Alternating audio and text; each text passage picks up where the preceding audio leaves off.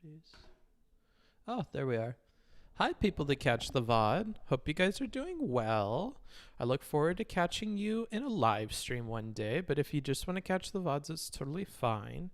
Today, the plan is to go through RGR on the panel, perhaps Destiny on his panel. I need to go into the YouTube and edit the thumbnail real quick. Massive legend, yeah.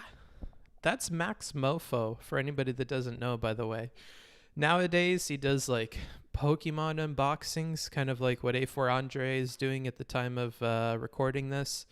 He used to have a channel with Filthy Frank and all of them, so you may recall him from that. Let's see here. I just have to click through this to get... Yes, I love this. For mysterious reasons, I love this. But yeah, so anyway, good to have you, VOD people, and anybody that shows up early.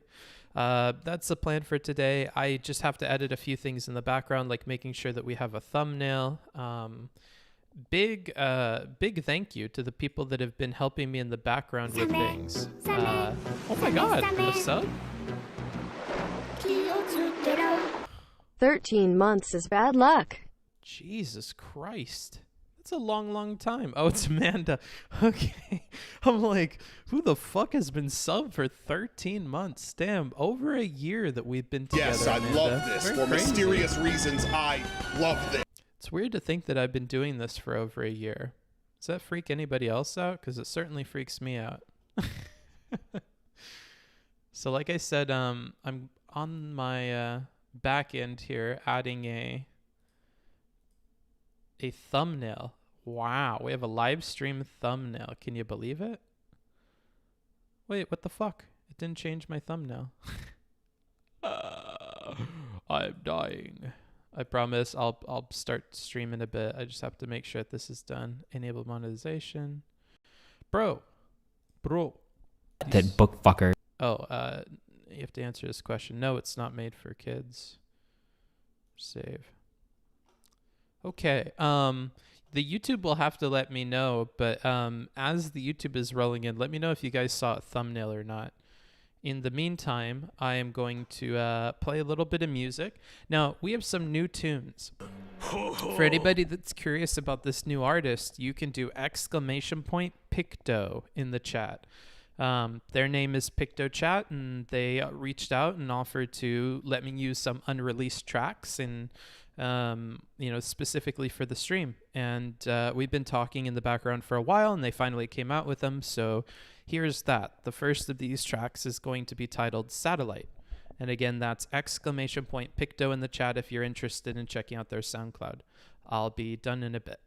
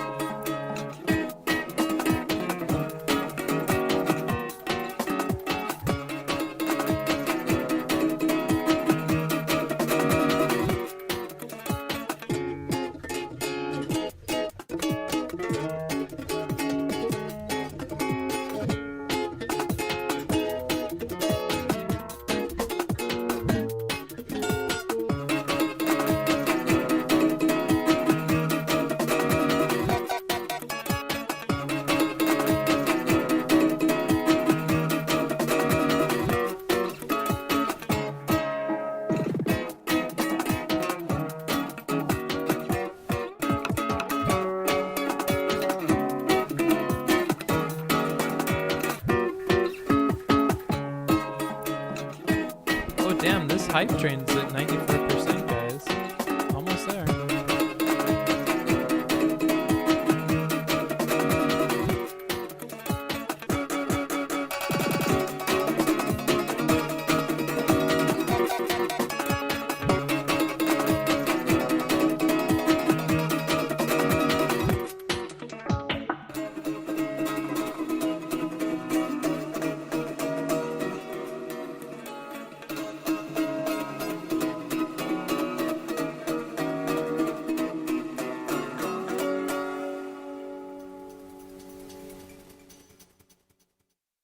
That's got to be one of my favorite tracks on that playlist. And yeah, I'm really happy to have some new tunes. For anybody that's missing it, there is a hype train. We have 3 more minutes. So if anybody has a sub or you have, an Amazon Prime that you haven't connected to your account, feel free to. It's going to be a few more minutes. Yes, I love this. For mysterious reasons, there we are. I love this. Cha-ching, cha-ching. LifeSmarts here. Thanks for the sub. I really appreciate that. Ball and Mage. You most certainly... Oh, wait, no. Belina McGee. My bad. I pulled a big fuck up there. Belina McGee. Thank you so much. You have to form And these opinions yourself. The Omega you can't cut with to the the gift. chase. Drawing your own conclusions We're already is at the level chase. 2. We're at 78%. So if you guys want to keep that up, I will toss you another track from Pick to Chat. And again, if you're interested in their information, then you can do !Picto in the chat. I've added a bunch of variants Yes, I of that love too. this. For mysterious reasons, I love this. Their name is spelt with a 0, which can be kind of difficult. So I put in a bunch of variants. So depending on your familiarity with the artist, everybody should be able to call that command with a bunch of varying dingleberries there. The Yes, next I one love I'm gonna this. play. For mysterious reasons, I Wow, love thank this. you for all of those. You guys are crazy. Look, we've already hit the next level on that thing, and I haven't even started the stream. Okay, you guys are right. Business Smarts needs to shield more. The Omega. Wow, that's a lot of gifteds. Good God. Gotta keep the hype. Yeah, apparently. Wow, even Revan got in on that. There you go. Thanks. And J-Hopped with the Prime. Thank you so much, everybody. Very cool. Very cool of you. The next track I'm going to play is Electromagnet by PictoChat. Avoid rudeness. Enjoy. And it feels like I have a much better chance of making that work by shutting up than by speaking.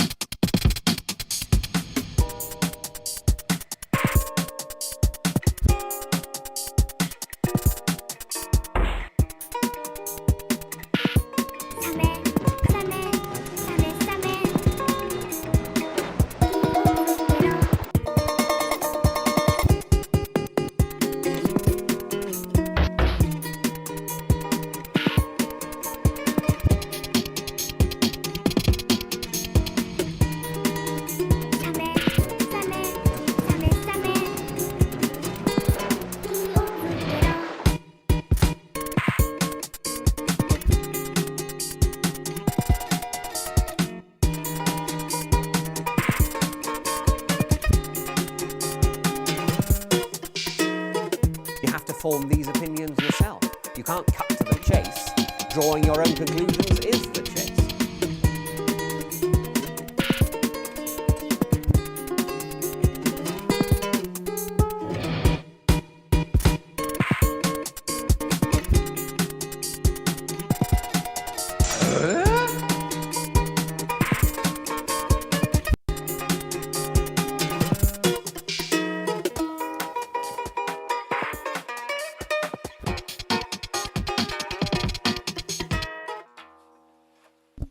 Okay, last one, I promise, and then we will be done. I just really want to make sure that I know where my super chats are for the YouTube because I keep fucking those up. And if I miss them in the chat, then people spent money and they didn't get noticed. So, Business Smarts. Again, Business Smarts. I have a lot of catching up to do. We're at level 4 on the hype train at 22%. So if anybody wants to finish that up on Twitch, feel free. I don't think it goes past 5. That's crazy. You guys are already that far. Yeah, they're both really awesome tracks. Again, !Picto. The first one was Satellite. The second one was Electromagnet. This one's going to be a little bit different. He who desires the act not breeds pestilence.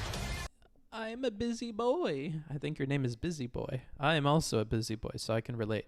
Next one is going to be called Wolkenschneller, and it should be a bit of a different vibe. Give you guys something to mix it up.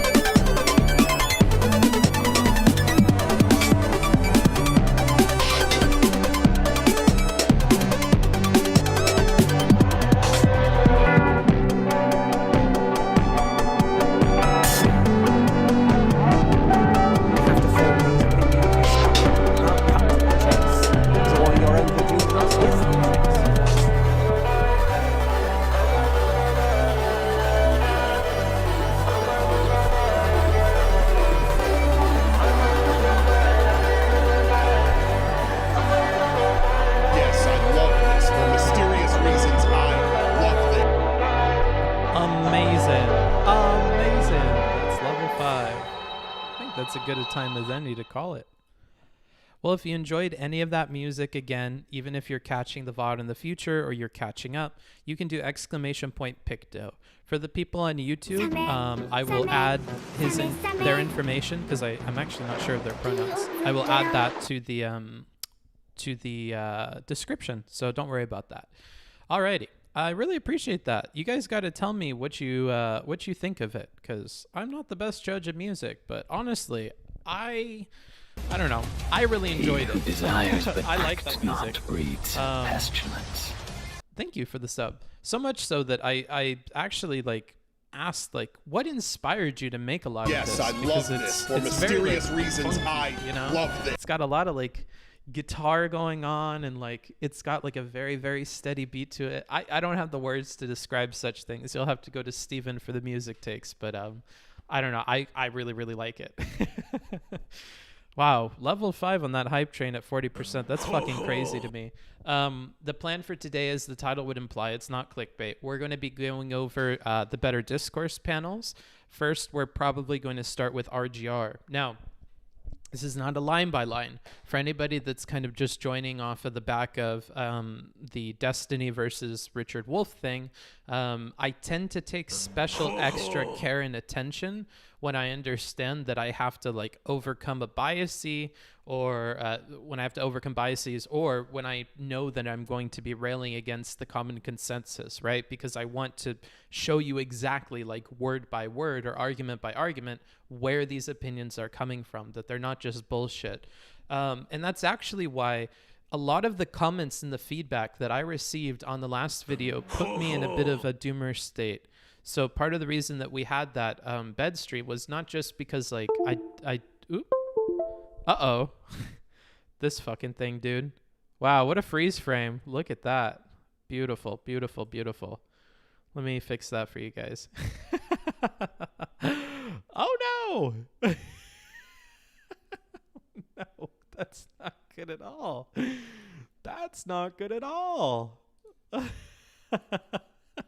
Hold on. Whenever I just barely jostle this USB cable, it comes out of place. Hello?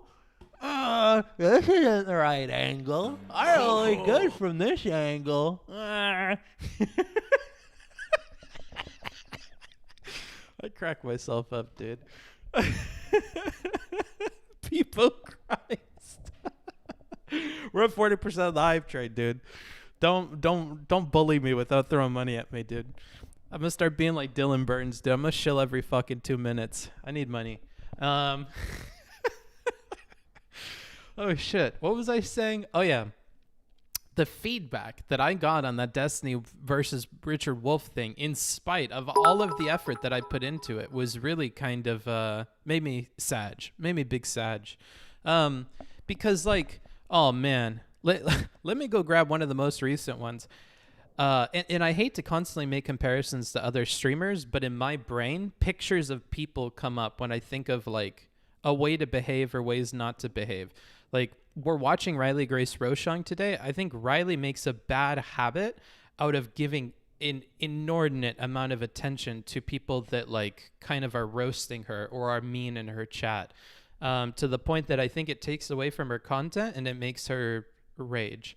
But I understand it. I really do at a deep level. One of the comments that I received today, just this morning, was, in spite of all the work that I put into doing a line by line, I decided to see the last part of the video beforehand, so now I probably won't look at it. I'm sorry. Usually I'm totally on Book's side, but this time it was just depressing. Destiny should... And then they go on.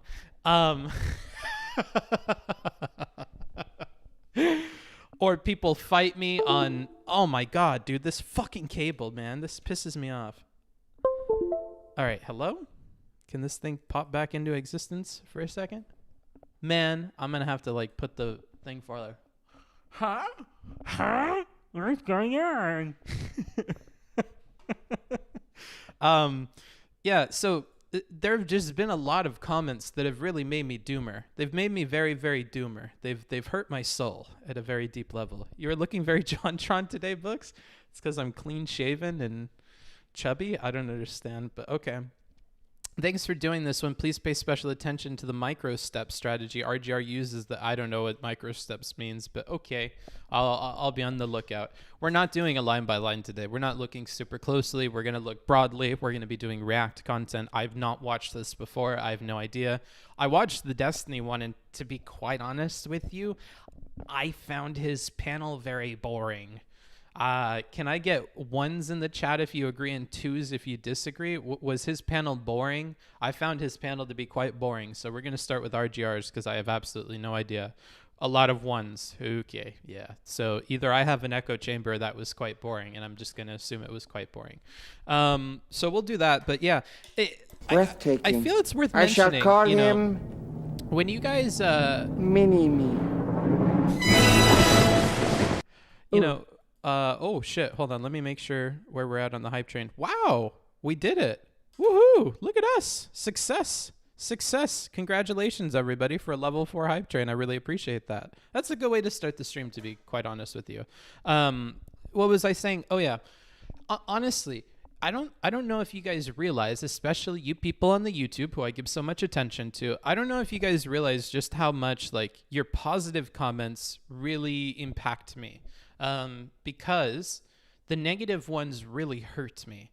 Every time I see somebody that like refused to watch the video or is giving commentary like contrary to everything that I said in the video, it's very, very upsetting to me in a way that I know that I need to get over because my intention is to grow. So I need to get thicker skin. And I thought I had thick skin, but they just stick with me. And that, like, if I'm having a good day, if I just got back from outside, I live in Mexico, so there's like fiestas and things going down at the boardwalk all the time. So anytime I'm feeling sad, I'll go down there and there's a lot of music playing and good food and smells and everybody's having a good time and there's families around.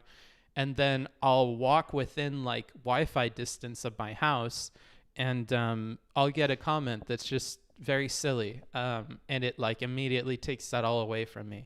So I have to get better at handling that. I'm not like Steven where I'm not affected by it. It definitely affects me, and I need to get better at it. So I'm working on that. Just like as a LifeSmarts update, there's still a ton of people, a ton of things that I work on as a person all the time, and like faults I see in myself, and like things I want to work on.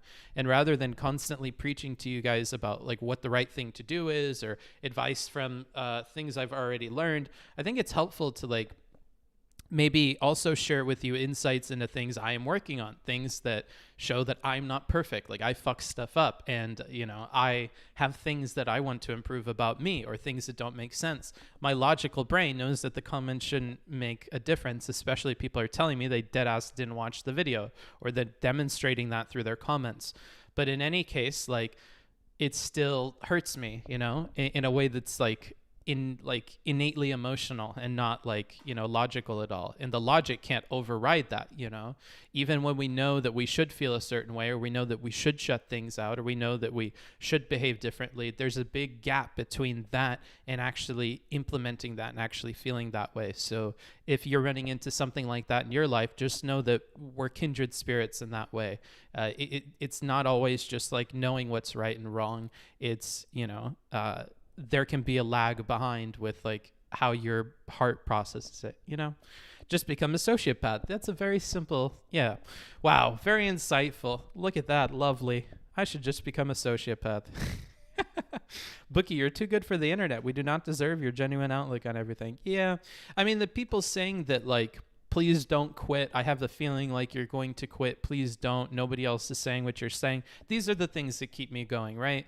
When people send me emails and comments like that, they all help. Even if you feel like you're shouting into the void, even if you feel like all you got was like a superficial like heart on the comment or something, just know that like it impacted me. You may have just gotten a heart or a like or something, but like know that the same way that they deflate my feelings by sending me a fucking stupid comment, you instantly put pep in my step by giving me one that encourages me to keep going. And I appreciate all of those. So especially to the people on YouTube, thank you guys. Thank you guys for countering some of the nonsense that I've been getting. I think also the approach that I took to Steven with making him look as bad as he looked while I thought that was important to do and important to lean into once it was clear he was not going to hear me out on anything, even if I had evidence, I thought that was important in the moment to demonstrate to you guys, to point out at the meta level, look at how you're behaving. You're being ignorant as to what had actually happened. I'm not some idiot coming at you with like half-baked opinions. I'm not overreaching to make you look bad the way that Denims did in her conversation. I have nothing against Denims. Denims is like friends of friends and things like that. So like I have nothing personally against Denims, but it was very clear in her conversation with him that she has different motives and intentions than what I have in giving a review or giving advice, right? So, you know, the fact that I was treated with the same kind of dismissal, you know, was upsetting. And when I saw that in the moment, I thought it was important to highlight that and lean into it and not be rhetoric smarts, or I'm trying to build a rapport with him, or I'm trying to throw stones at Wolf so he feels better about getting one to him. You know, like I felt like abandoning all of that and demonstrating, you know, how he actually behaves if I were to push him on it.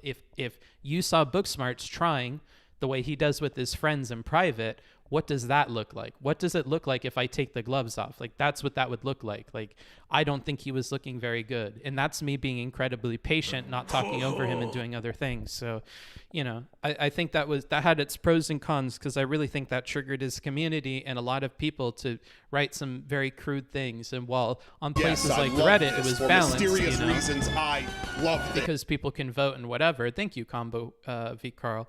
While on the Reddit, it's balanced because you can see upvotes and downvotes and people can comment on each other. Like on the YouTube, it's not really like that. I have no indication. So yeah, I don't know. Big rant on that. Let's go ahead and jump into what the real content should be. Book, it was important to me personally to see that gloves off interaction. I'm happy to hear that, Matt. DGG has some dogmatic viewers, so any criticism of Destiny will definitely have some whiplash.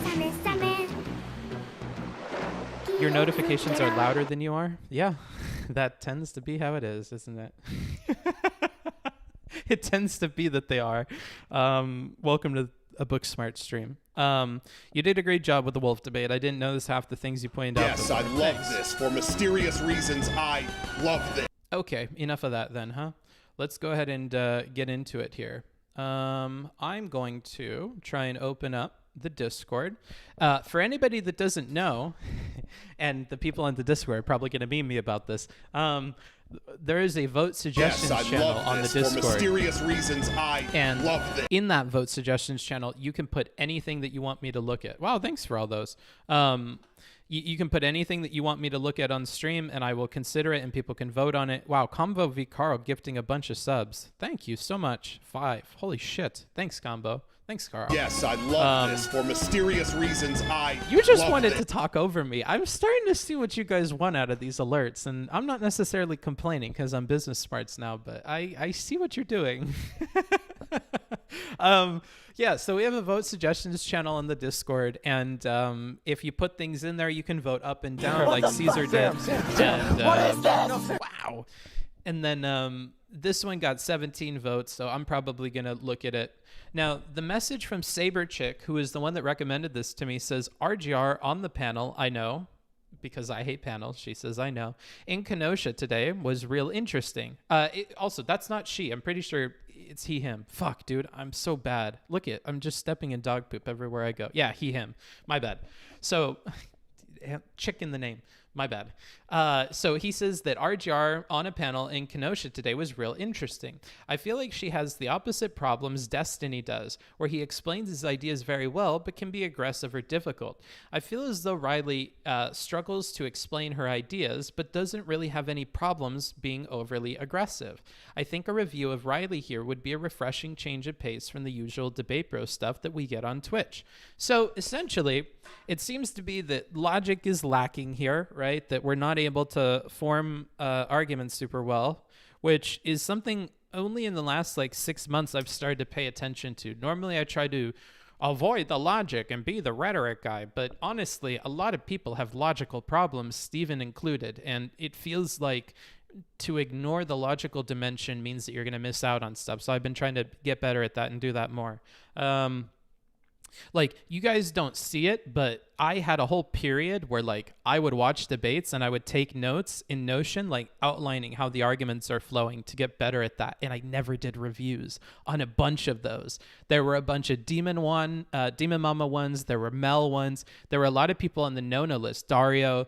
I watched a bunch of their debates to kind of catch up on their style and make sure that they deserve to continue to be on that list, which they all do. Yeah, I use those as practice to get better at like tracking the way arguments go. How do loops end up looking visually when you put them on notes? What is important to note? So, despite their being on the no list, I did learn a lot from looking through and annotating a bunch of their arguments. But anywho, it sounds like she's having problems with logic, but her rhetoric is out fucking standing. So that sounds fun. That sounds like a fun thing to look at. Why are you adding me and saying, Oh, I've got it. I like your shirt too. It looks nice. Thank you, buddy. You're just such a wholesome guy. It's so nice watching your streams. Thanks, Duder. All right. Oh, by the way, big stuff. Let me update you real quick. I know I'm fucking prolonging the inevitable here with covering this panel. Look, now you guys are all before you start the video, could you shout out the club voting? Just went live a bit ago. Club voting. Bookfucker. What's club voting? Oh, that's right. On the Discord, we have a movie club. So if you're interested in that, totally not run by me. I have nothing to do with it.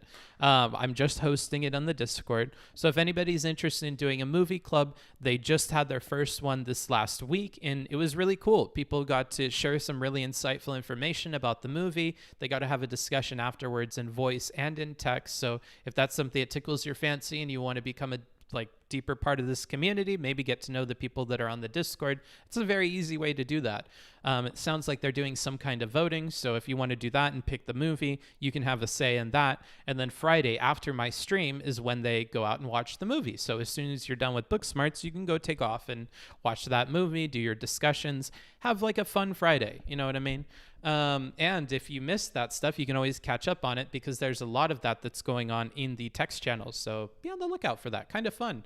The plan is that the people that are posting their insights in the movie club channel, we will select one person. I shall call him Mini-Me.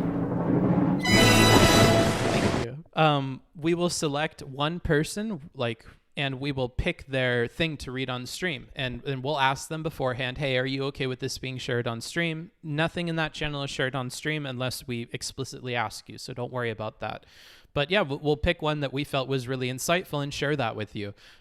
So we'll try to do that after this next one. So maybe Monday of next week, we'll look at, a really cool one.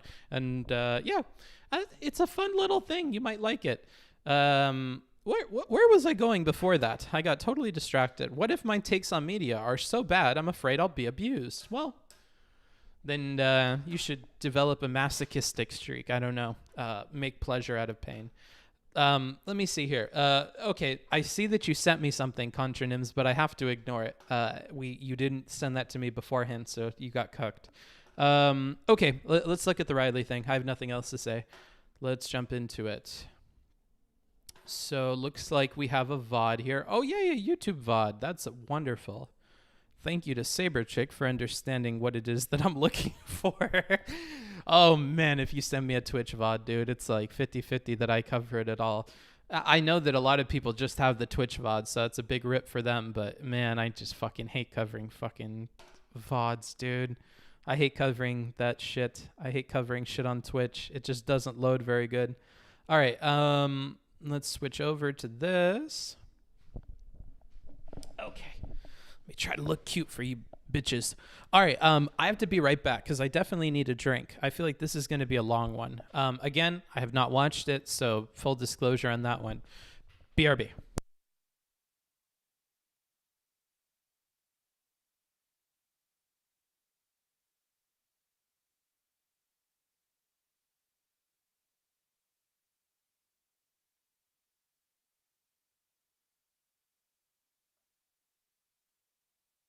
You know what I think of every time I dance? I think of, have you guys seen Angela Merkel doing her little dance onto the stage in her pantsuits? I'm embarrassed. I'm blushing. Wow. So Bookfucker, how did you like the ending of Invincible episode? We need to talk. Thanks for chilling for it, BTW. Okay. Oh, man. All right, I have to do this without spoilers. I felt disappointed. Yes, I love that's this. not For to say anything mysterious for the whole reasons, show. I Hold on, love I'll switch Hey back. bud, watched your Stephen V. Wolf review and thought it was super helpful. Made me realize I missed a bit of things Wolf was saying on my first live watch. Wow. Wish Stephen had a different takeaway. Will not play Titanfall 2 next time at same time. Thanks, dude. Okay, so real quick regarding Invincible, I highly recommend anybody to watch that show. It's very, very cool. And I'm going to actually read the comic because I liked it so much, and I would probably recommend the comic as well, although I haven't read it yet. Yeah, the last episode, I would say, is disappointing to me because we didn't get the answers I was looking for. I really thought that we would know why Omni-Man did what he did. That's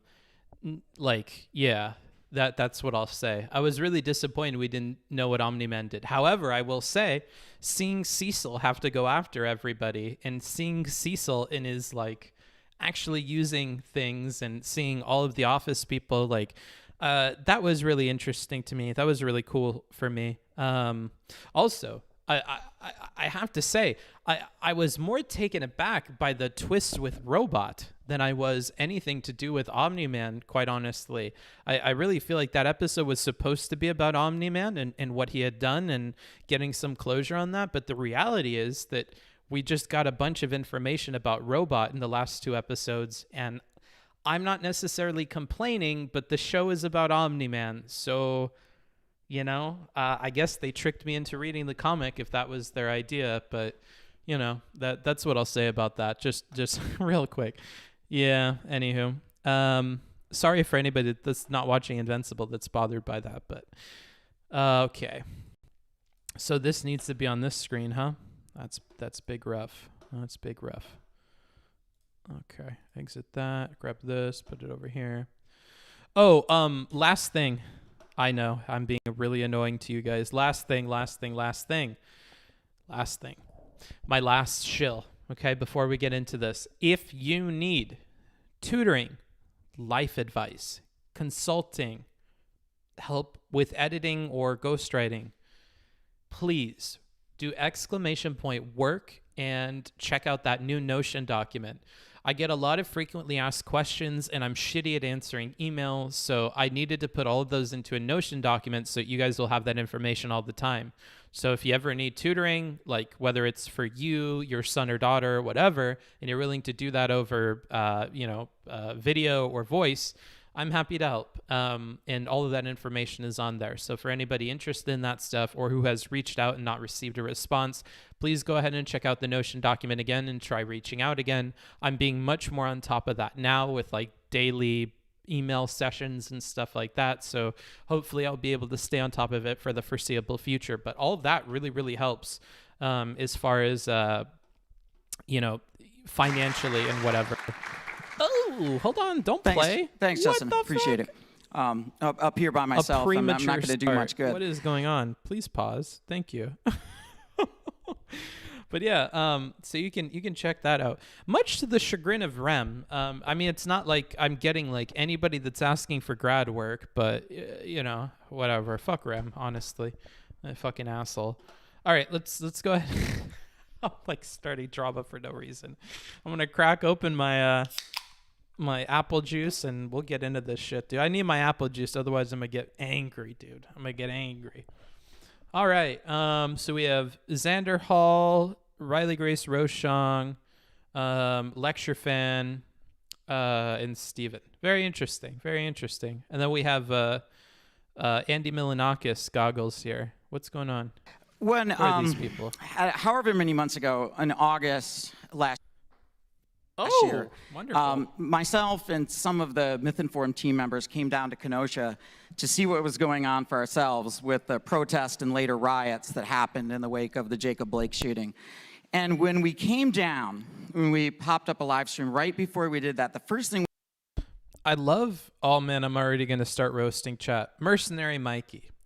At Booksmarts, I have a final paper due on feminist ethics. How much to have you do everything? Well, I believe the instructions are to read the Notion page and then read the Notion page because that has answers to everything. Please don't start with this, guys. I would love to help you, but you guys just have to like use the command that I just told you, !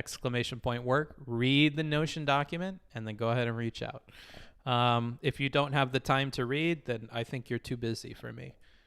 We run into is some guy pulls up next to us and he stops his motorcycle and he looks at us and he says, I hope you're here. I hope you're not here to harm the city. We're scared. And that was real because this guy this was a plea because he didn't know us. He perceived us as outsiders, that maybe we're here to do damage.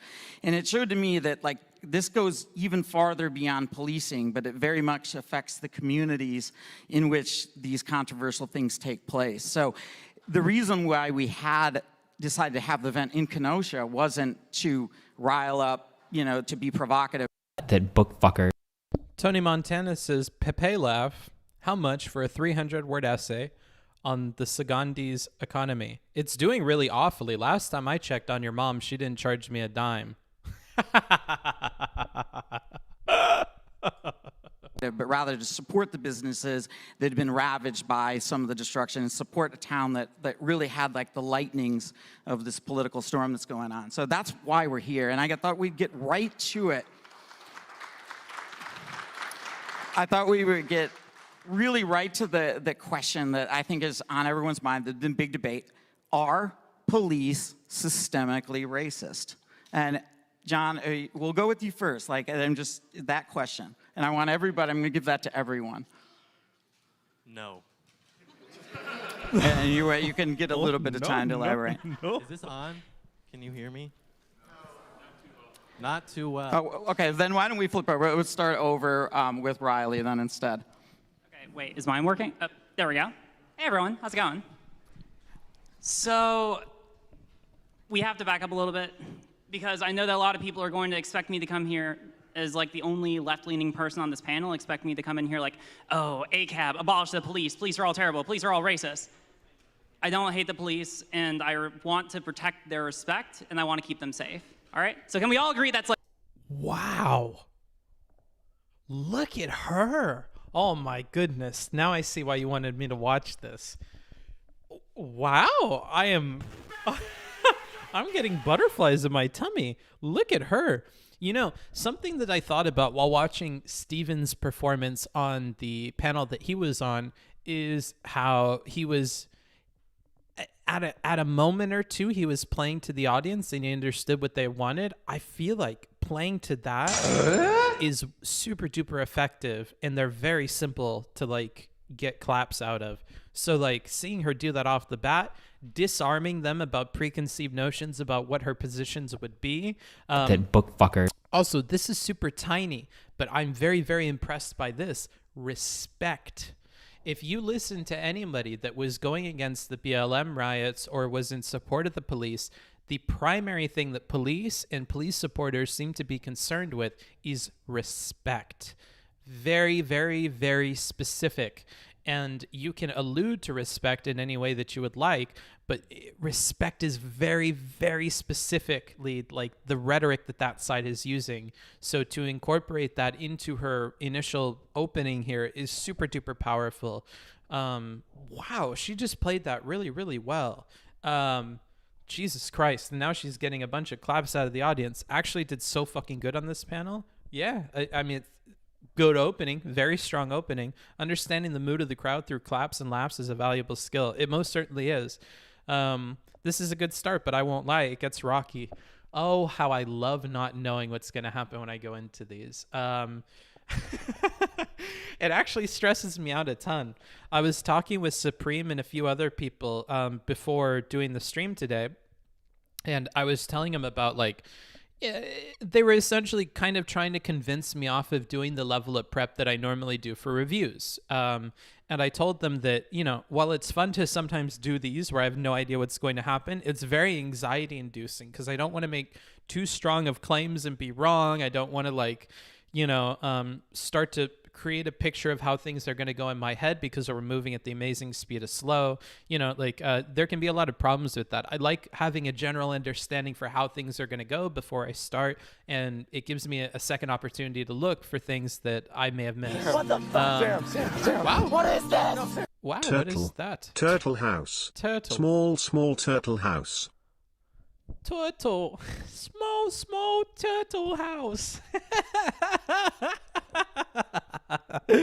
Jama weeps in. My goodness. Look at you. You're just going mask off, dude. What is that alert from? There was a YouTube video where these pranksters pranked one of their friends and they fucking kidnapped him and his buddy on the street. They fucking threw bags over their heads. They took him up to the roof of some abandoned building or some shit. And they took off both of their bags on their heads, and they executed the friend in front of him. And he was flipping out. He's like, "What is this?" And I don't know why I'm fucking a crazy person, but that just stuck with me. Like the first time it blew me away. I was like, I can't believe they did this to this poor guy. And then it just started getting funny. Like I turned into the Joker. Like honestly, it reminded me of Harvey Dent when his love interest was in the room with all the oil barrels and they blow her up, and he's like, "No, no, Rachel."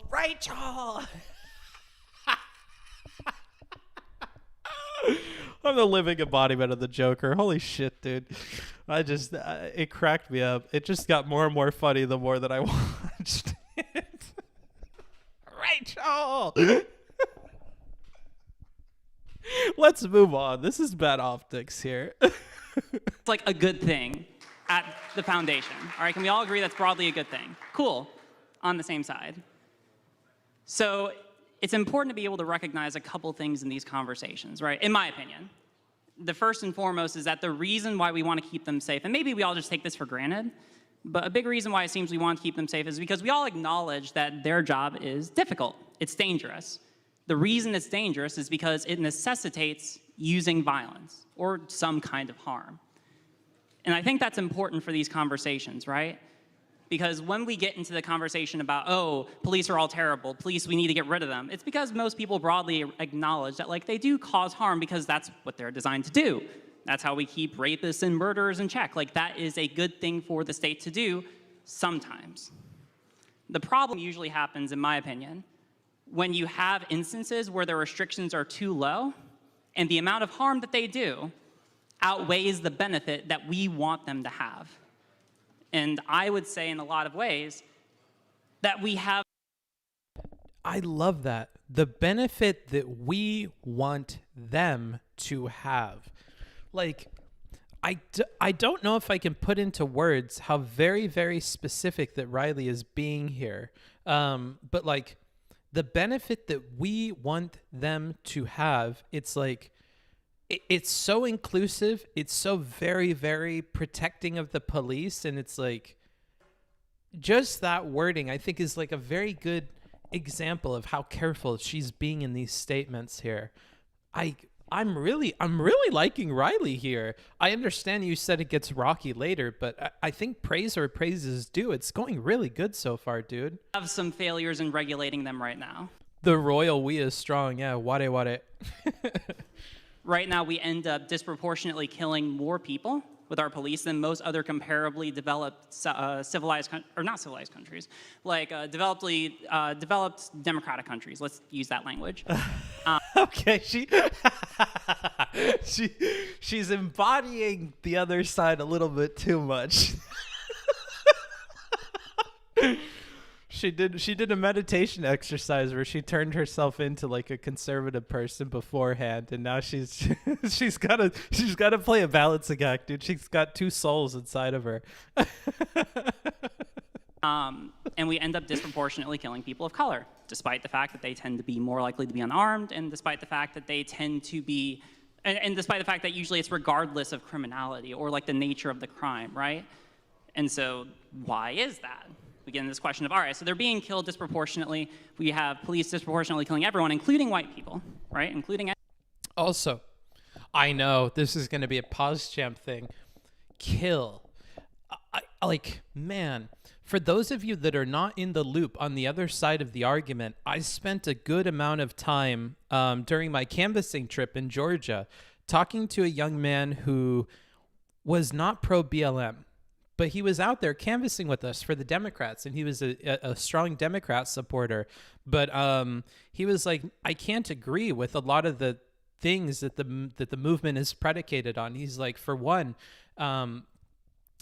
it had something to do with the way that they were phrasing the statistics against African American people. He was like, they're killed at disproportionate rates.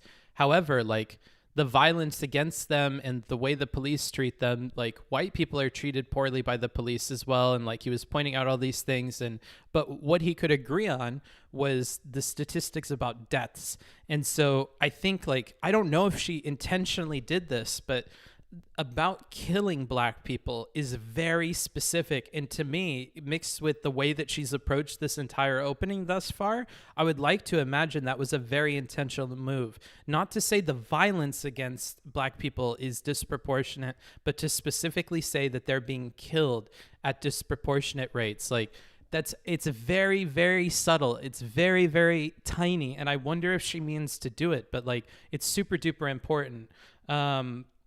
They have more police interactions. How can you disproportionately kill everyone? White people are killed disproportionately. You're all in the YouTube chat, so I'm low-key ignoring you. But yeah, like, again, because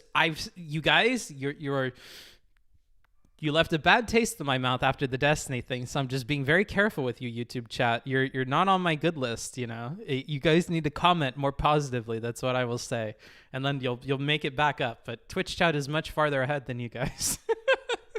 Anyone in this room, right? We all have an increased risk because we're here in the United States, and then black people in particular have a higher likelihood. So why is that? Well, a lot of people would say that it has to do, I don't know, maybe. But is it systemically racist, in your opinion? Well, I would say that this tends to be what people are talking about when they talk about systemic racism, right? That's not necessarily every individual person in the police being racist, but rather that we have a system by virtue of its construction that ends up disproportionately killing people of color. That would be what I would say it is. I'm going to say that's a most... Very, very... Okay, so it is definitely intentional because she was able to summarize her entire thing. This is a criticism of Wolf that I think is exemplified here, that Wolf can say a very simple statement in many, many words to try and explain it to people the way that Riley did just here with her points. But there has to be a thesis statement, Professor. There needs to be a thesis statement that is able to just be a distilled down version of what your argument is, and Riley was able to present it right here, right? She was able to take all the individual points that she was working up to with narrative and then concluding at the end, and then when he asked her and put her on the spot to give a very specific and explicit answer, then she was able to do it, right? So I think that's part of what Destiny's criticism is of Wolf, without saying that he's a R-slur 8-year-old that needs to be held by the hand, right? Fucking... I don't know. I don't want to comment too much on that Destiny talk, but you know, this is probably what he's looking for, the ability to synthesize your answer and to make it brief, right? And she's definitely able to do that, which is worth pointing out because the professor is not, you know, many people are not. Yes. Okay, and then back to you with the mic working now.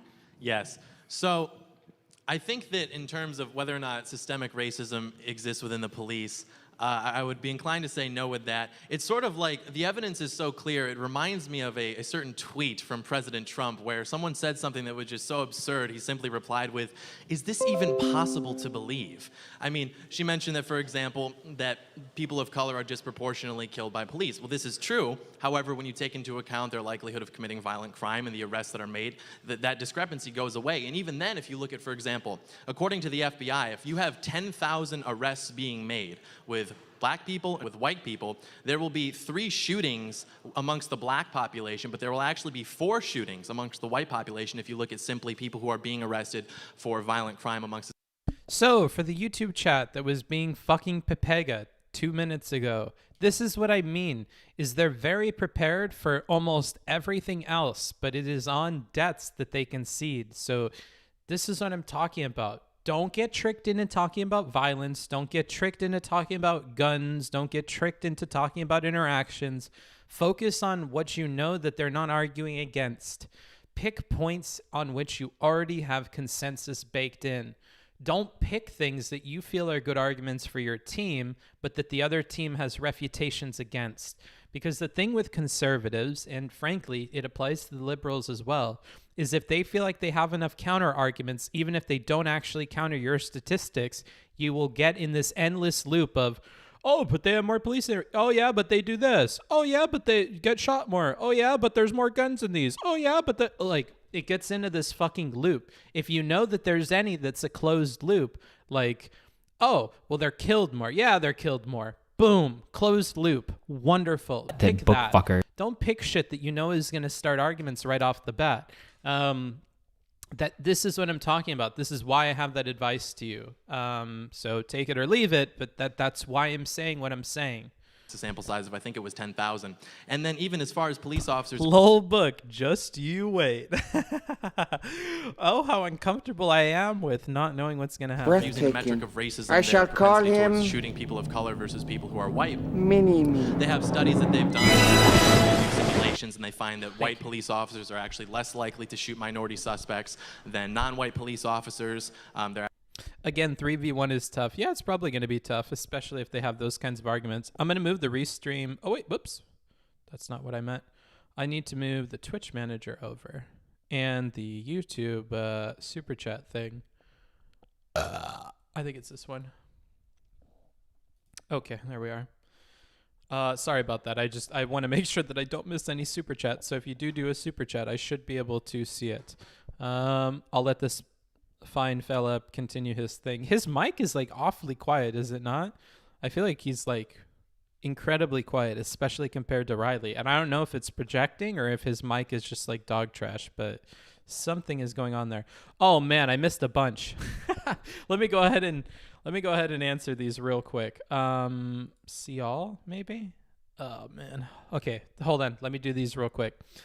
$20 super chat from the Economy brand or band. DGG are here. I want you to know you're of the most decent and genuine human beings I've ever seen on this platform. I really love you and respect the fuck out of you, from protecting Steven during the MAGA march to rhetoric stuff. Keep going, brother. Yeah, does anybody remember that? When we went to a MAGA march with I'm Really Important and oh, Bose. Yeah, Bose was there too. That was so fun. I talked to Bose an awful lot. I got to know her a bit. I kind of like her. I have a soft spot for Bose. And then another $5 from the Economy band. And thank you, dude. I appreciate it. Too much for one message, but yeah, you're inspiring me to take my words more seriously. You're the man. Thanks, dude. I appreciate it. About 3 pandas with $5 says, Destiny is a blind spot of mine. What can I say? I like the dude. You keep me grounded. Keep it up, please. And to be clear, I like him too. I think I'm in a position where I can help him be better at his stuff. And so I try to, even to my own detriment. All right, let's go ahead and continue. Actually, even in the field, that's also holds up. And so we sort of have this like... Also, regarding me being a low-key a bodyguard, I was a security guard. Remember that. I was a security guard, I think, for almost a year. I think, yeah, almost a year. So I mean, I'm a professionally trained, and I was licensed in the state of California to be a security guard. So most definitely. And near the end, I worked at like a pretty prestigious waterfront dining kind of thing. So yeah, I know a thing or two about being a security guard. Almost juvenile 1970s nostalgia of like, the system is bad, man. I don't trust the system. It's like, what is that? The system. It's like, we need to identify specifically what we're talking about here. And when we do actually get into the metrics that would imply or suggest racism, it turns out that it's not actually true when we look at the data that's provided to us by law enforcement. So. Okay, cool. And then, Sean, I'm going to give you next, and then Rogan, and then I'll give you a chance then to respond again, Ron. Yeah. Awesome. Can I be heard? Okay, I'm good. Yeah. Yeah, just to double up on that, like what we see is like a very low level analysis whenever we talk about disproportionately being killed by the police. I have a friend and he likens this to the God of the gaps arguments that you would hear in a lot of atheists versus Christians debates. And what essentially happens is people find a gap and they fill that gap with racism. And this is the racism of the gaps argument. So we hear about black people being... Oh, no. Okay, I see what you guys mean. This is going to go rough. I don't know if Riley... Oh, no. Oh, no. Wow, we are filling a gap with racism. Oh, no, no, no. This is a very dumb counter argument, but I can see how this would... Because you have to take time to refute it. The problem with conservatives oftentimes is when they give you arguments, they almost give you like a bomb that you have to defuse. And, you know, for as much as they rail against like radical terrorism, they seem to be very fascinated with making a bunch of homemade bombs that are quite frustrating to have to defuse in real time. So unfortunately, they're just going to keep pumping these out, and they take so much time to dismantle that by the time you're done with it, you have like 5 more waiting, and they feel even more confident with their arguments because it took you that long to just diffuse one of them. So it's frustrating and difficult, but we'll see how the conversation goes. Being killed more in proportion to their population, but in reality, your numbers as a population do not determine how you're going to interact with the police. Obviously, the level of crime in your communities, and when you control for those factors, as John pointed out, they're not being killed disproportionately, and they're actually slightly under-targeted or underrepresented in those instances. It's just that the rates of violent crime are significantly higher. And as for the overall shootings in the United States of America, yeah, that's a thing that happens. And you can compare us to other modern Western countries and say, look, our police are so much more violent. Our population is so much more armed. If you're an officer in the United States of America, you have to assume that the likelihood of somebody having a gun somewhere is significantly higher than in London, where the police don't even carry guns, or Sweden or whatever. Like it's a different animal being a police officer in the United States of America. Okay. And Rogan, what's your starting position? Are the police systemically racist? Absolutely not. But there is massive systemic racism in the Democrat Party and in their major media friends. Wow, no. No, but let me go ahead and make an entirely different point, because I actually think if you're looking for systemic racism, Riley, you seem to be very interested in such a thing. I think all you have to do is turn on Channel 2 on the news and you can see it every day. The fact of the matter is, Rich, that fucking, oh no, here we go. Now we're going to go into a whole big diatribe. RGR, I'm in danger. She might be, dude. I don't know what's gonna happen, but people are saying it gets rough. This is, oh no, that's 3 people, dude. I feel like it's 3 people in the mod, but I haven't seen enough to kind of gauge his opinion yet. This isn't gonna go good. I have a bad feeling about this one. That is where the systemic racism is located, and per a Harvard study, since people have started to discuss disproportionate use of force against black or white by police, Ronald Fryer is a Harvard professor who is also black, and he put out a study in 2016 where he, black, and I quote, said it was the most surprising results he had ever seen. He was a black man. He grew up in the South. Black, he expected this data that Southern, he had what analyzed is this? from 2000. I thought conservative people hate idpol. This guy's like patting this a lot. Yeah, it's black guy. Of course the black guy was surprised by it. Did I mention he's black and he's from the fucking South? Like, wait, what? What are you doing? Okay. Here we go. Supreme was talking on stream the other day about how like it makes him uncomfortable when people refer to the race or like physical descriptors of other people with no reason to do it. And I'm beginning to tune into that and get what he means. Yeah, because this is feeling weird. 2000 to 2015 across 7 major cities in this country, including Houston, Los Angeles, and others. And he found that while black people, yes, are disproportionately there is a use of force against them higher than their white counterparts, adjusted for their numbers in society. But I smell consensus, but here we go. Are you gonna pop my consensus bubble, dude?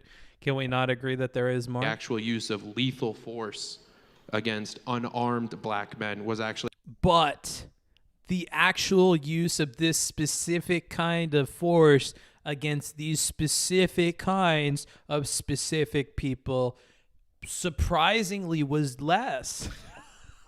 No. And you guys are telling me Riley doesn't handle logic well. So does that mean that she's not able to parse this out and but how is she going to when there's 3 different people? This is what I mean with bombs, dude.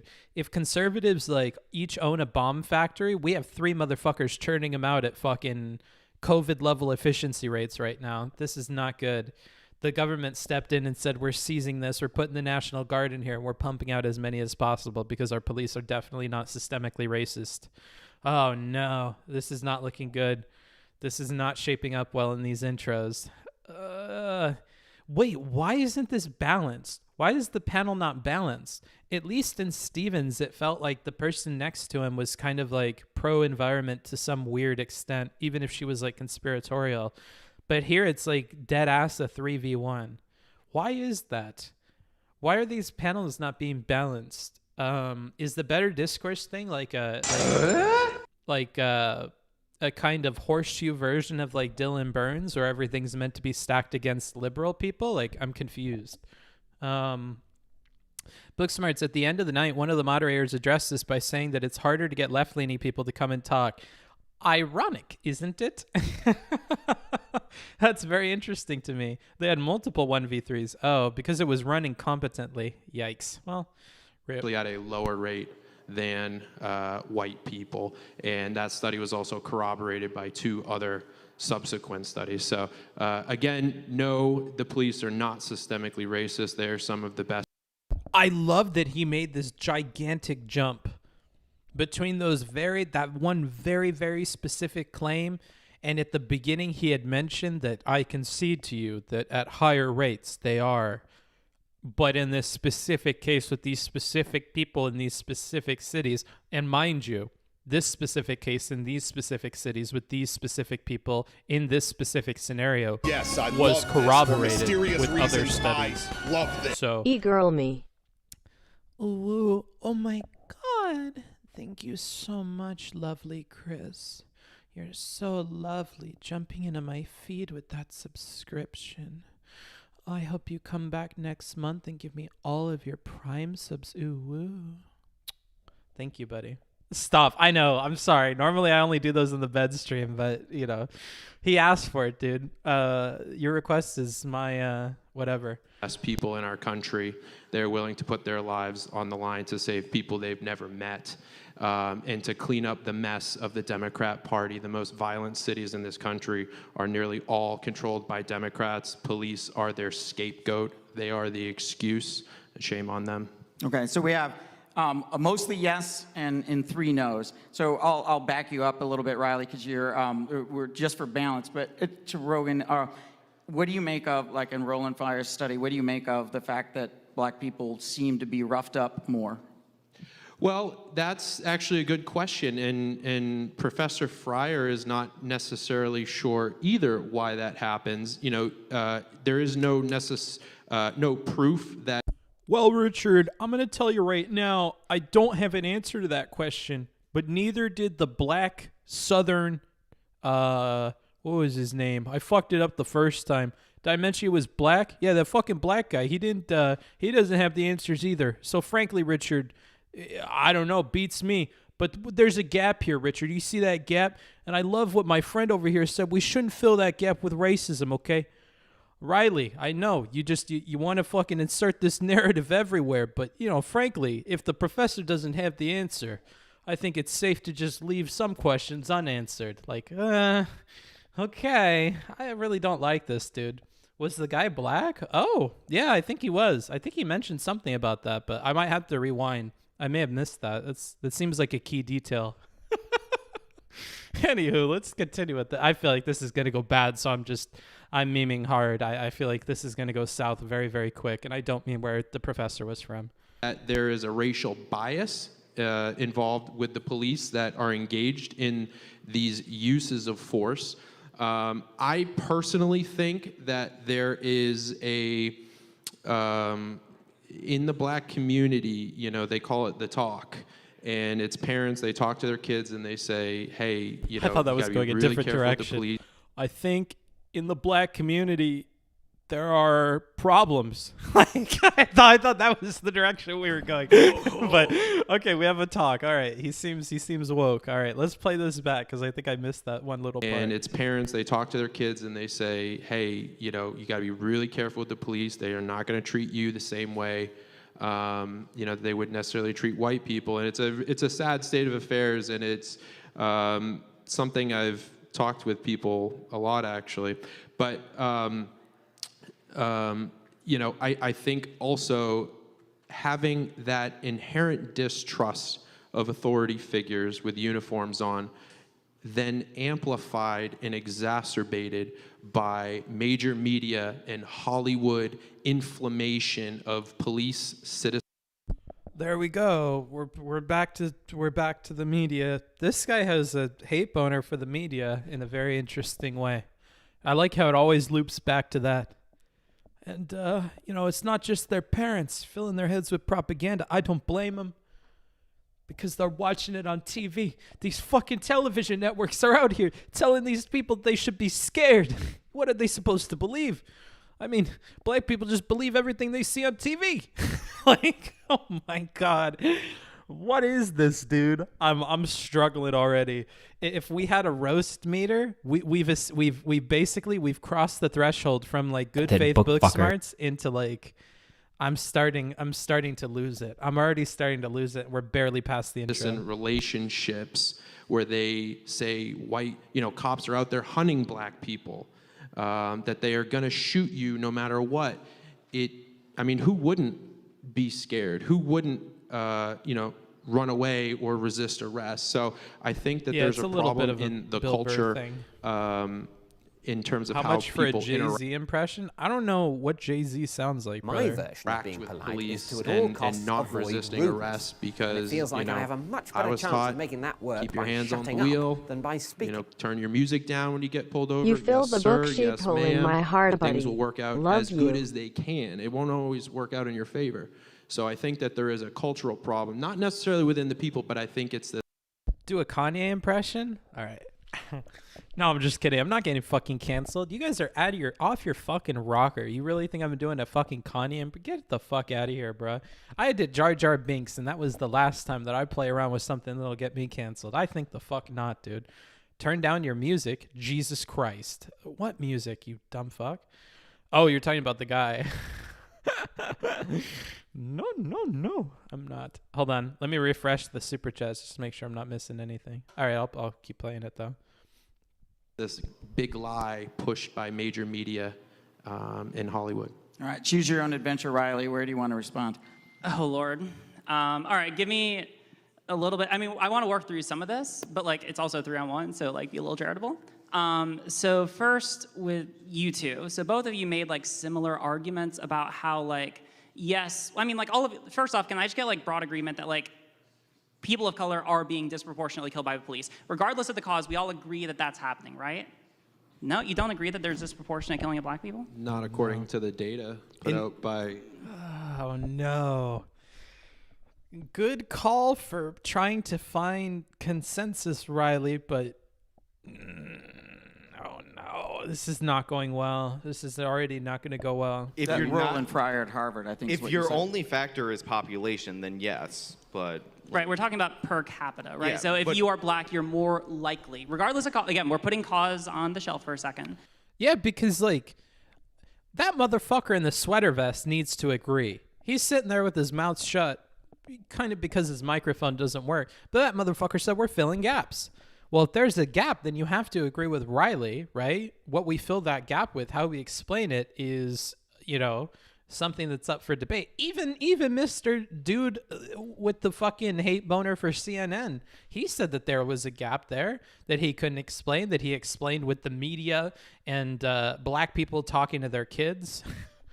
But you know, he had a gap there that he was ready to fill with some kind of fucking narrative. Like, I cannot believe that we can't get agreement on this. This is not good. Uh-oh. That if you are black, you are more likely to be killed by the police. Again, causation. Unarmed or armed? I believe that most of the data out right now suggests that it's despite being unarmed. Like right now, again, we're putting causation on the shelf for a second. Like, we can just agree, starting like point one, that black people are being killed disproportionately, regardless of cause. So, if I were Riley, I really would not frame this in debate terms with like point one and stuff. A very pedantic little thing here, but I would say that like just to like, oh man, actually, like my advice would be to be Destiny a little bit here and to go just to like make sure we're all in the same reality. Like we all agree that like regardless of how we're explaining this phenomena, the phenomena exists, that there is a disproportionate number of black people killed per capita. I hope that was not my microphone coming or my fucking webcam coming unplugged. It was. Wow. Wonderful. Fantastic. This fucking laptop, dude. I need a new laptop so bad. Good God, man. Let's see here. Where's my fucking thing? Man, fuck. That's not good. All right. Where's my webcam? No. No, geez. I don't even see it in here. Oh, it's this. Man, are you kidding me? I have to fucking refresh this thing. Wait, how do I refresh it? Properties? No. No! Oh, my goodness. Looking pretty mad. Yeah, I am pretty mad, dude. I'm fucking seething, dude. I'm seething. Oh, God. This fucking shit. Oh, no. This isn't my angle. Oh. I love that. We got to do a stream with just that angle, dude.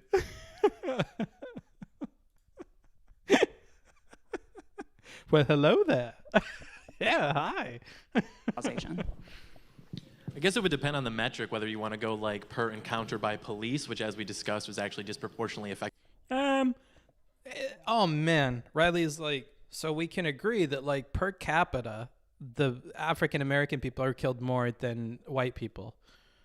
Well, I guess it would depend on what metric we're looking at. Well, how about per capita? I don't. What is this? What's going on? You just said that there was a gap, motherfucker. Oh my goodness. I'm losing my it. My version of being polite white is people, to if you all want to go costs like pure. Thank you for the sub. It feels like I have a much better chance of making that work by shutting up than by speaking. I don't know how to pronounce your name, but thank you so much. I appreciate it. By their proportionate representation in the population, like which would make more sense. In my opinion, it would be like per violent crime arrest would make more sense. All right. Well, I believe that the studies, and I mean, like, if you want to, I'm collected all the information on this, so I'm free. I can share it with you if you want to. But it seems like most metrics that we use show that they are more likely to be. I don't think that was a good thing to say either. I know that she says that stuff on stream, but I'm not sure how that comes off to all these people, because everybody feels like they're educated, they have something to share with you, but I don't know if that's very smart to do, especially that you're in a 3-on-1. And that probably is not the best way to word the fact that you've done research and that you could share it with them. Raggy. Killed. Like, I just want to get like understanding. Like, we can talk about causation, and there's going to be a lot of talk about causation, but I just want us to kind of like. It sounds like we all agree on this, so I just want to make sure that we're on agreement of this. Yeah, if we're just going strictly population to kills, then yeah. They do not they represent more than 13% of people killed by police. Okay. 1 out of 3. Unarmed, I disagree in terms of them being armed and. Well, if I took the metric that you're explicitly asking me about, and then I changed it to where it was fundamentally different to reflect the one study that I came in prepared to talk about, with that black professor whose name escapes me. He's black. He's from the South. You might have heard of him. Yeah, I don't know about unarmed, though. That's what I've read. Oh, no.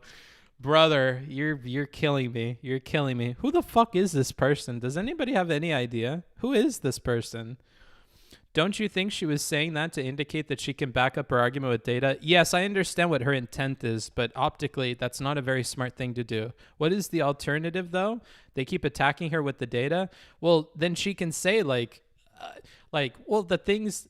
no, she doesn't have to say anything, dude. Honestly, I wouldn't even mention it at all. There's no point in saying that. She gains nothing by it but looking like not good. I don't know.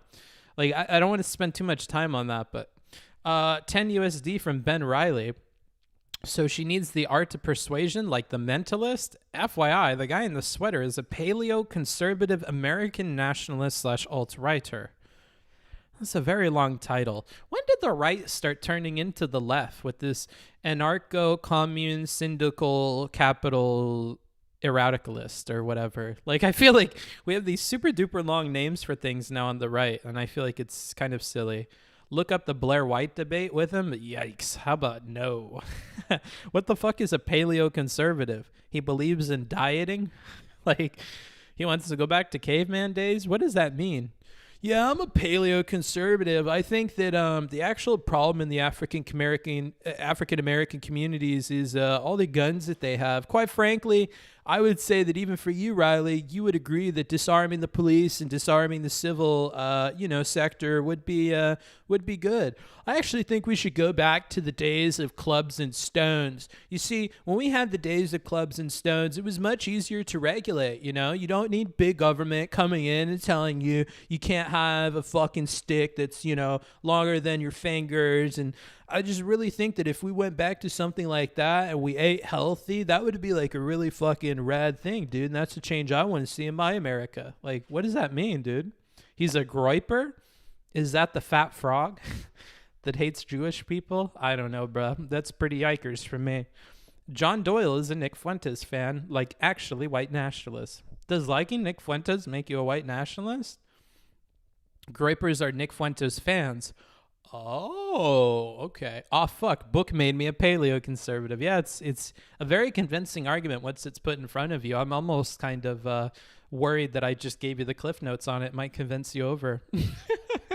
Firing back at... But if you watched Relly talk with No Comment Chicks moderator, you would learn that actually debates have no impact on people. So, actually I couldn't possibly change your mind if I wanted to.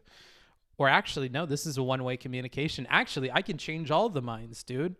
Oh, I got to be careful with this. Police or attacking them with knives or bats, and then they're killed potentially at higher rates than white people. That may enter into less of those confrontations, yes. But in terms of unarmed, per the data I've read in 3 different studies, no, it is not true. Okay, well, I've read... I don't know, maybe we're reading completely different studies because I've read most, if not all, the studies on this, and it seems like it's despite being... Oh, no. Okay, I'm happy I pointed it out in the beginning. So, Riley has this thing, and I see her do it on stream. I love you, Riley. I love you, but this is what I do. I critique people, so it's nothing personal. But she does have this thing where she thinks that because she's read a bunch of stuff, things should be given to her in arguments, similar to kind of again, I see a lot of me and Riley in terms of like frustrating things. Similar to the attitude that I take with reviews when I go line by line. She believes that because she's done all the research, because she has a bunch of studies, because she has a research document, things should be conceded to her, and she's very frustrated with people when they point out like data that is to the contrary, or when they choose to only look at one thing. And I think that this is irrespective of how like other human beings treat data. Unfortunately, other human beings don't take a very academic approach to data or to studies and things like that. They're usually just used as a tool to support a preconceived notion that they have. Because notice that his main thing, what he keeps repeating, is that it is the media influencing black people and people all over the country that are leading to these opinions about the police and are leading to unrest in America. He believes that. That's not supported by any of the things that he's citing or any of the things that he's talking about. Not once has that connection been drawn one-to-one. Yet he believes that. his beliefs are not coming from studies. His beliefs exist first. If we're looking at a chicken and the egg thing, the chicken magically appeared and then it started laying eggs. These eggs are not like where the chicken came from. It just poofed into existence, and then he's trying to like recreate things after the fact. So he's just using these points as like transitional statements to kind of insert his narrative about things. They're not really connecting one-to-one the way that Riley is trying to work, you know? And so talking about how you have a giant list of studies, or even saying something like, I've read all the studies, is not good. Even if that were true and Riley was a god amongst men and she read all of the studies, I wouldn't state that in this, because it's an appeal to ethos that falls on deaf ears when 3 out of the 4 people believe in themselves and the fact that they're correct about their narrative.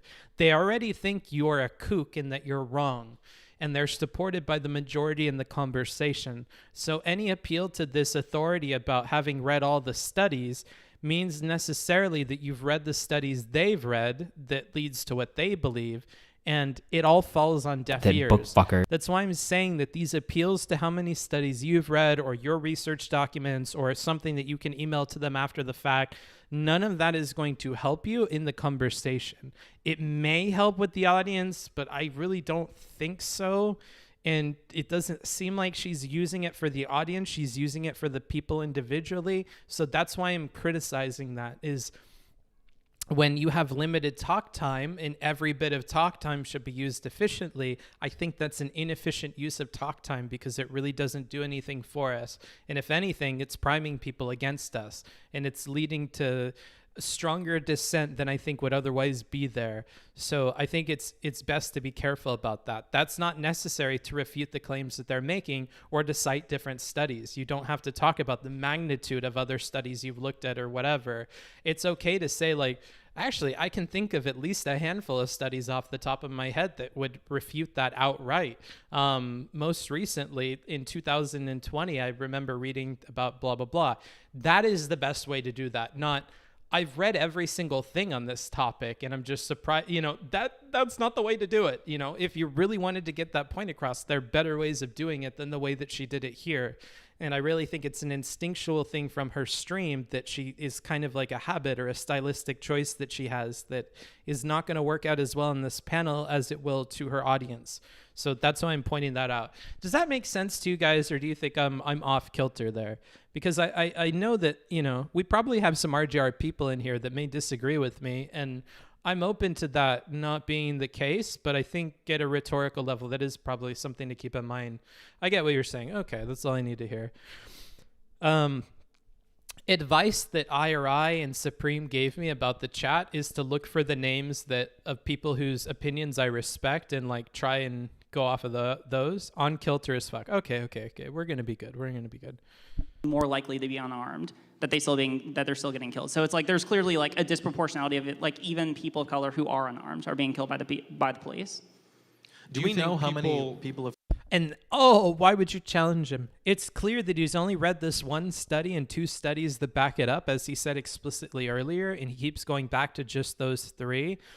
I wouldn't challenge him on the explicit claims in that study particularly either. I don't know if that's a very smart idea.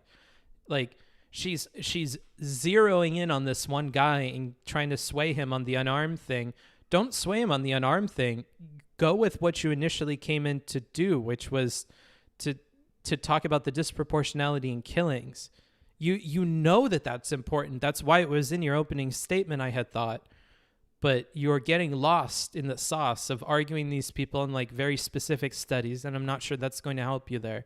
So I will say that she definitely fwubbed doing this with the guy on her right, or on her left, I guess, for you guys, for the people watching at home. I think she blundered that. Of color are killed by police each year that are unarmed and are not like trying to attack. Do you know how many people of color are killed by police each year that are unarmed and are not like trying to attack somebody else or the police officer? I know that a plurality of people who are left-leaning and even far left-leaning, I saw this morning, the plurality of those people estimate that it's north of 100, somewhere between 100 and 1,000. The Washington Post even acknowledges that it's like, what? Look at this guy nodding his head no. I read 3 studies about fucking 4 cities. How are you refuting that? Do you have the number? Is it written on your hand? You were like, 3 studies, black, Southern professor, and 1,112 black people died. Like, how do you know the number? I would love if you had an answer to that question. Why are you nodding no? This guy. 10, maybe 9. It's like 10 to 15 per year. It could be like that. Again, we're putting. Again, I agree. I also I'm causation skeptical on, of the Washington Post as well, but in this particular case, I'm okay, inclined yeah. to agree. Like I'm just trying to put a causation. It sounds like we broadly agree. I don't know. We can, if we want to talk more about that, then sure. It sounds like we just have like a conflict.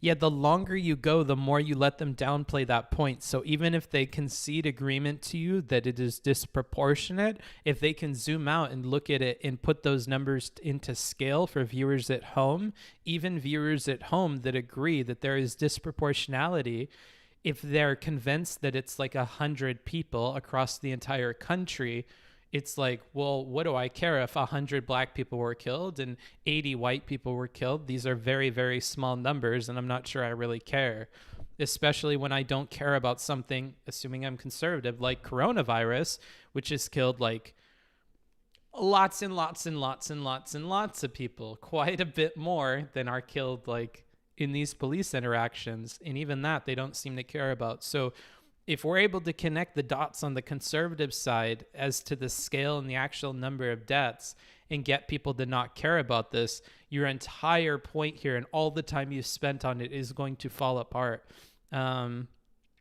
So that's a very, very unfortunate.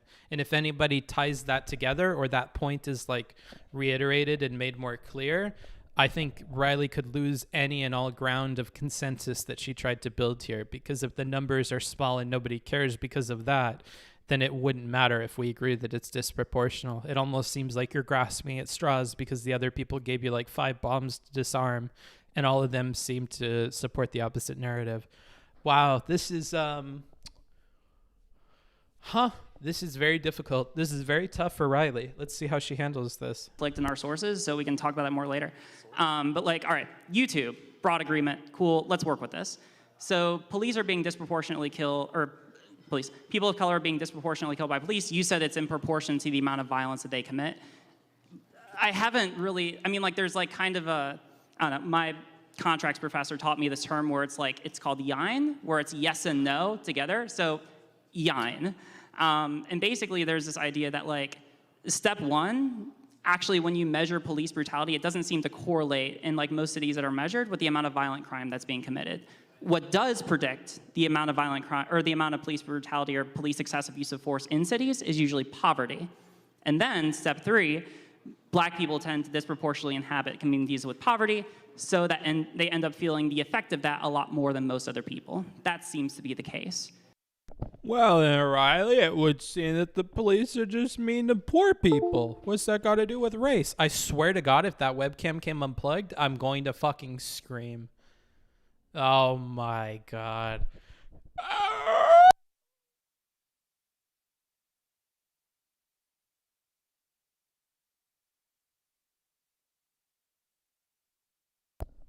I'm sorry. I had to scream off mic.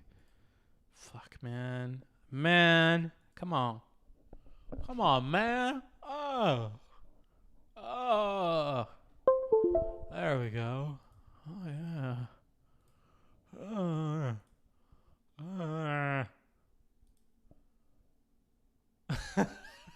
Okay, we're back. How is he talking without moving his mouth? It's called the tongue, you idiot. Your girlfriend must not be very happy with you if you don't know how to use your tongue. God, dude, I'm going to start making yikers jokes now. Okay, we're back. Woo!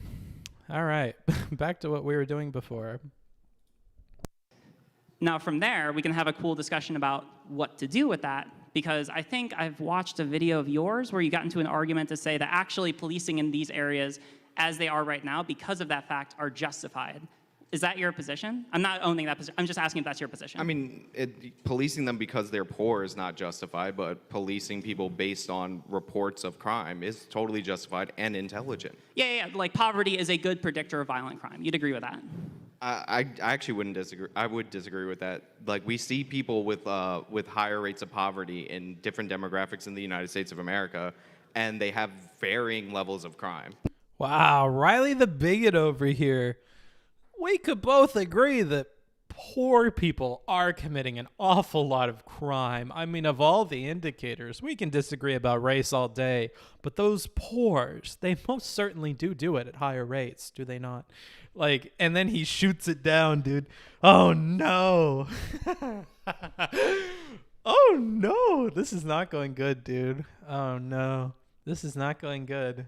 No, we're not talking. All right. So when I say predictor, I'd say they generally would correlate, but it's not a one-to-one. And I actually I'm firmly under the belief that crime drives prolonged poverty. Right. But I mean, like, what I'm talking about, I'm not talking about a one-to-one causation. I'm talking about something being causative of another thing in terms of like just increasing the likelihood of it happening, right? It could be a 10% likelihood, it could be a 20% likelihood, but just the fact that there is a causative relation. I'm not saying that being poor makes you commit more crimes, but I am saying it's you have to realize that I don't know where everybody is at on this panel in terms of being intelligent and understanding words like causative. I think when they hear causative, they think causal, and they jump to thinking that you're saying that by being poor, that like, oh man, you have to be so careful with this, and I'm not sure that you are. I think you're being careful with your language to be correct in your own brain, but I think that we're starting to lose sight of how these people are interpreting it and engaging with it.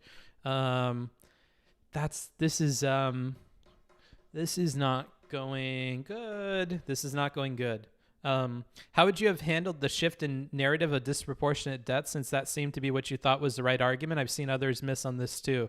I would have tried to be much more brief. I think the problem is that Riley started engaging with the person next to her who is very clearly operating in like conspiratorial faith. He has belief in a narrative completely unsupported by any of the evidence that he's put forward thus far, and I think that he's wholly unreasonable.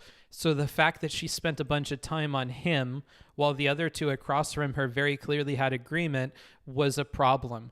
I would have used that opportunity to other those two across from her from the person sitting next to her, which she did at the end, but unfortunately I think the damage was done with spending time on him. I would have spent much more time with the people across from her. And the other thing is the people across from her, if you paid attention to their body language and stuff at the very, very beginning of this talk, they're looking to that man with the beard sitting next to her for how they should be responding to certain things. So if you were able to other them from him and show that you're kind of hand waving to him, it's not a 3v1 anymore, it's a 2v1, and that guy's just off tune talking about how the media causes all of this. So I would have been dismissive to the guy on my right and very, very charitable to the two people across from me and tried to build something with them. That would have been my personal thing. Like, that's what I would predict. I would have responded like in the moment. I'm sure there's a better strategy if I like sat and thought about it, or like if I had time to prep before this, but off the top of my head, that's probably what I would have done, because he seems really unreasonable, and she spent a lot of time there on him, giving the other two opportunities to think about any reason that they have to disagree with her. Relationship between these two qualities, right? They're all stupid as fuck, yeah, but they're not all like fighting her as much as the guy on her right, and not in the same way. I hope you guys can recognize the difference between the two across from her. If your literal take is they're all dumb fucks, what do you mean? Lol. Don't go do panels, I guess. But no, I see a very big difference between the two people across from her and the guy on her right. That's just me. Would you at least agree that like the existence of one is going to make the other more likely? Steven called them the weakest link. I think you see them in the same area, like they correlate, but I don't think they cause each other. That's where I'm disagreeing with you. Okay, so why do you disagree with that then? Because it seems like of the literature I've read, it seems to be that that's the consensus, that's like, why do you disagree? They correlate, but I don't think they cause each other. That's where I'm disagreeing with you. Okay, oh, so I why do told disagree you. with that then? What did I tell you? What did I tell you? When you're saying causative, they don't understand, Riley. Oh, that was fairly predictable. No, you buried yourself with how you fucking worded this. Oh no. And now we're going to get into a debate on whether poor people are just like inherently doomed to commit more crime. Oh. They're in their defense mode because they want to be very careful about not saying that black people inherently commit more crime because they're black. So they're on that same defense level with like poor people committing more crime because they're poor. And you're really going to trigger something by using words like causative and then talking about like the connection between poor people and crime. And they have no idea where you're going with this. It's not the way that the conservatives talk about crime. So like, oh man.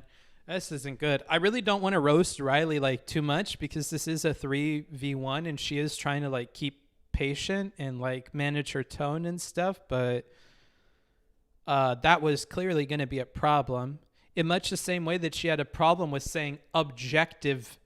And remember that when she was talking about gender and everybody like literally from like Lumi Roo all the way to Steven like recommended that she change the words, and she was hung up on them all the way until like the very last second, and then she finally decided to change them. It's the same here. Like people don't think about these like legal and logical definitions of these words that you're using. Saying yine. I know that that's part of like your character and who you are, but I think you should put that on a shelf when you go into these panels and stuff and be more willing to adapt your language for these people, because it's hurt you like numerous times in this conversation already. I don't know. So what are people supposed to do when they get into an unwinnable situation like this? Look as reasonable as possible, which her reasonability from the very beginning is slowly eroding away as we're continuing this conversation and blaming crime on people being poor. She's slowly losing it. So even if she remains calm and even if she remains patient, and even if she remains charitable, I think that she's starting to lose it quite a bit here. I'm a fan of Jine, but yeah, it doesn't really play too well here. Yeah, this is rough. Because it seems like of the literature I've read, it seems to be that that's the consensus, that that's like one of the driving, like even if we want to say that's not the main one, that it's like a really big driving factor in violent crime. Well, I mean, you can look at statistics over time. In the 1950s, the black crime rate was actually dropping, and they were significantly poorer than they were in the 1970s. It's not a predictor. Like, they're related. Sure, poor areas are likely to have more crime, but it's not like one causes the other. Like, in a simple sense, an individual incident, if you need money and you rob a bank because you need money, sure. But over like a span, they're like correlated, but they're not, one's not causing the other. I think that, all right, then maybe we can, I'm trying to just like get an understanding of your position on this. So maybe it would be a better statement if I'm reframing what you said. All right, maybe it's, if we don't want to say that like it's the main predictor, that it's like a predictor, right? That it's like something which does contribute. Maybe there are other factors that also contribute, but it is a contributor. There are other factors. I've been spending the last few minutes deciding whether or not I wanted to bring this up. I've decided that I'm going to. As far as predictors go, something that was interesting, there was a longitudinal study done over the course of about 35 years, I think, in like 26 or 2,300 counties in the United States. And what they found was that the prevalence in the county of black Americans is actually a greater predictor of violent crime than the prevalence of poverty within that county. I feel called out. She is basically my debate style. That's okay. I'm just saying that in this particular instance, you should be careful. And if you see a lot of yourself in Riley, then I guess you could take something away from the review here. Pepe laugh, oh God. What are they doing? I've decided I will say it, Pepega. Uh-oh. I'm gonna say it, dude. I got a predictor for you of what makes crime happen. Oh, no. I don't think he's going that direction, guys. Oh no! I'm rewinding it so we can watch it. 35 years, I think, in like 26 or 2,300 counties in the United States. And what they found was that the prevalence in the county of black Americans is actually a greater predictor of violent crime than the prevalence of poverty within that county. Oh no! He did say it.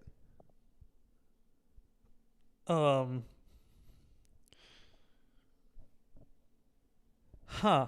Well,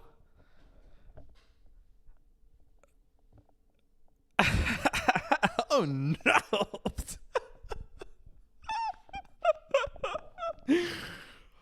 Oh.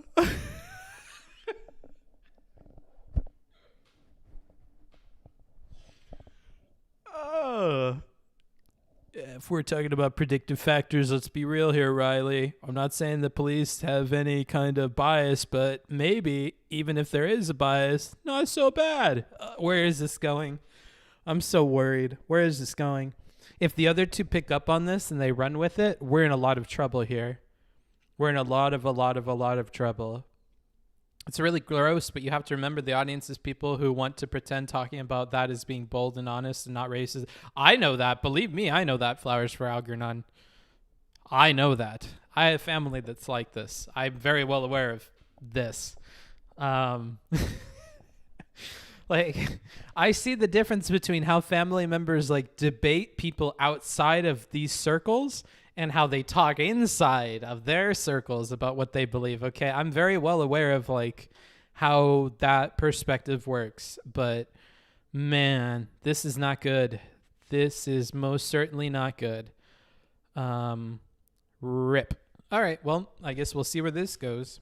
This kind of, I think, goes more along with the cultural arguments that you could make as opposed to poverty causing crime. And even if you look in countries that have... and I'm not saying it's their race, okay? But I am saying culture might have something to do with it. Oh, yes, a nuanced racist. Oh, yes, we can change them. It's not the color of their skin or their genetics. It's how they raise their children.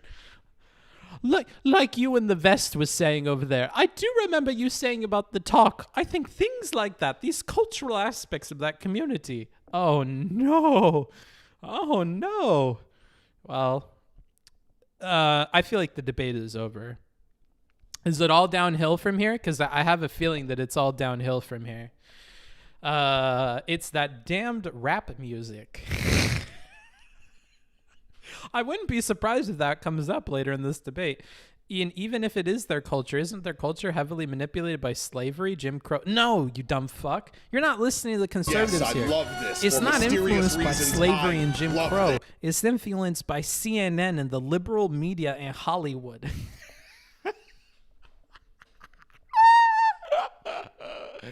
I see it all coming together, dude. I can see the pieces coming together, dude. I'm having a brain blast. I'm seeing how all the arguments come together here. Or how they could. This is a big rip. This is why I don't like not watching things in advance. I'm like very worried for like where this conversation goes and how Riley handles it. But I think the debate is lost at this point, honestly. The second guy hasn't revealed his true power yet. Oh no. You should check out John Doyle's book recommendations. I don't really read books anymore. That Snoop Doggy Dogg and all that stuff. Yeah, probably maybe. Really what it comes down to, I think, is inequality less than poverty. Because countries that have, not to get all, income inequality less than even if you look in countries that have really what it comes down to, I think, is inequality less than poverty. Because countries that have, not to get all, income inequality on the panel, but countries that have less disparity between, where their wealth is distributed have lower rates of violent crime than we do.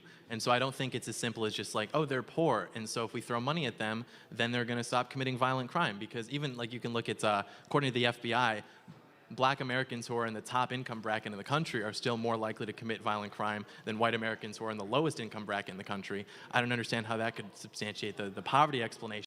Americans who are in the top are going to stop committing violent crime. Because even like you can look at, according to the FBI, Black Americans who are in the top income bracket in the country are still more likely to commit violent crime than white Americans who are in the lowest income bracket. Oh no! Oh my god, I can't believe he said that. Where have we heard this before? Was it JonTron? I know we've heard this before. It was JonTron, huh? Oh. I need a drink. I'll be right back. We need to take a break. We're going to take a break. I need a break. No, this is not good. Guys, what the fuck is going on? All right.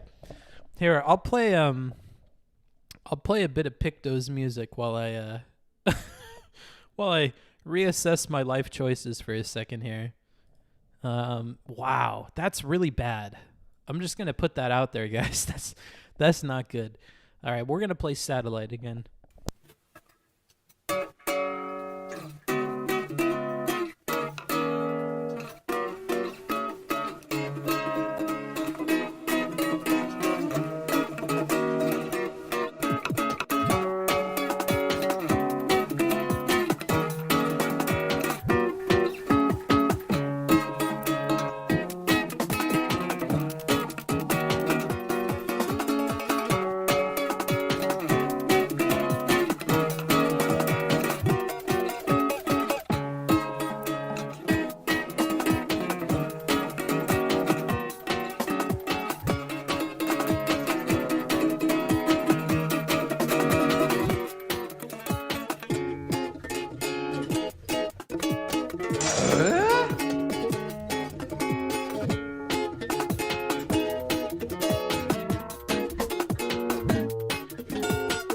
That book fucker.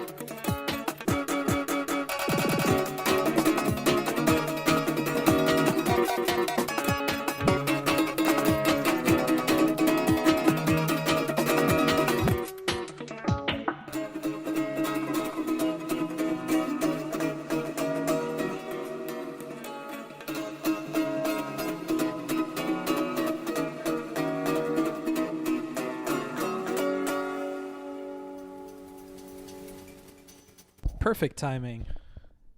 All right. Yeah, let's whew. Well, that's rough.